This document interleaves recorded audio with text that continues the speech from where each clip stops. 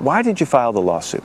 They killed me. They made me unemployable. They ended my career. They killed my reputation, my good name. What else was I supposed to do? ESPN has been focusing more on social issues over the past few years, and many people are put off from it. These people look towards entertainment in order to be able to relax from the non-stop assault of political pandering present in all forms of popular public media. ESPN has taken the entire bottle of blue pills, now certain that they have an obligation to improve society. This is, of course, the reason that their ratings have begun to tank over the past year, as their fans do not want to tune in for left-wing propaganda. We have two particular instances in the past week that illustrate the direction that ESPN has been going. The first, involving an Asian man named Robert Lee, who was removed from commentating a football game because his name is too close to that of Confederate General Robert E. Lee. They claim that they did this to avoid the inevitable trolling that would happen, and also that the other game was closer to home, but only barely. The irony is that few people would have drawn this connection, but they likely gave the story more gravity by moving Mr. Lee to a different location. When people see him on TV, they will be thinking of this image. Doug Adler, a former ESPN commentator, is now suing the company after they terminated him a few months ago unjustly regarding this clip right here. And you'll see Venus move in and put the gorilla effect on. This is a commonly used phrase in tennis, but ESPN felt it was inappropriate to use that phrase because of its similarity to the word gorilla. The network itself issued a statement saying Doug Adler should have been more careful in his word selection. He apologized and we've removed him from his remaining assignments.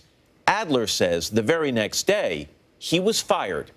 Doug was fired, and he is now suing them for ruining his reputation and making him unemployable. In an ideal society, this man still would have said what he said, as he would be treating the tennis player the same, regardless of her race. ESPN seems to be concerned with how some people might interpret something and have become completely insecure in regards to criticism. The company should have enough backbone to stand behind their employees when their names are inconvenient or when they use a commonly used phrase in a game that they are commentating. These two incidents have at least one thing in common, and that is that the decisions were made because of how somebody might feel. In the past, long before the internet, people would write letters, sometimes even call the news station itself. It used to be somewhat harmless, but we have now reached critical mass in regards to outrage culture, as companies like Google, ESPN, and many others are so eager to pander to the adult children that are now running the world.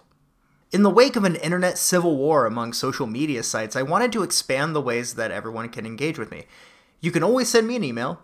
I am also on Gab, vid.me, BitChute, Hatreon, Patreon, as well as Facebook and Twitter. I get emails fairly frequently, and I also wanted to take a moment to thank everyone who takes the time to reach out. Even if I don't reply, I like reading the emails, and I usually don't reply unless I have something to respond with besides a simple thank you.